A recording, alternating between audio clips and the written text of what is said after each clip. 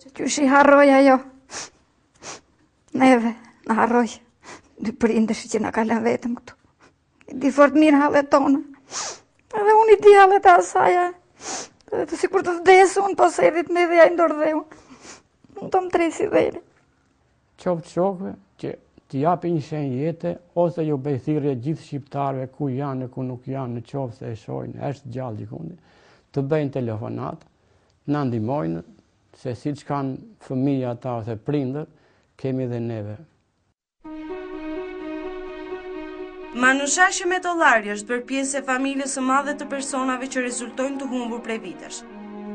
Vajza 27 vjeçare rezulton e humbur që prej 2 shtatorit të vitit 2007. Ajo është i gjatë 1,60 cm, i ka flokën ngjyrë gështenjë dhe syt ngjyrë kafe. Ishte vendosur në Greqi që prej vitit 2006, ku u njoh dhe një shtetas grek të quajtur Patrokli Kurianidis, me të cilin dhe u martua. Por kontraditat e shpeshta me të do të shënonin historinë e re të familjes Metollari. Se parë nuk e dimi, nuk e njohim.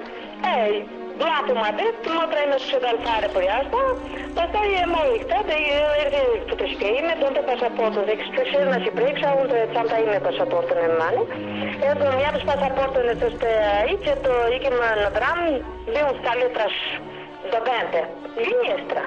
I këna dit, më merë këna dreka mua, më thotë, nuk është, thotë Miku. Ti ku je? Unë këti jam të se, më thaj që do vete në banjot e doshuja. Maratona e kërkimeve të kryera nga 2 emisione paralele, Fostotune që funksionon në shtetin Helen dhe njerëz të humbur në Shqipëri, japin pistat e mundshme të vendodhjes së saj. Shteti grek mbetet dhe pista kryesore në cilën janë fokusuar kërkimet tona. Telefonata të shumta dhe një komunikim me njerëz të ndryshëm me Patrokli Kurianidos, shtetasin grek 25 vjeç, bëjnë që dyshime dhe supozime të ndryshme të shfaqen.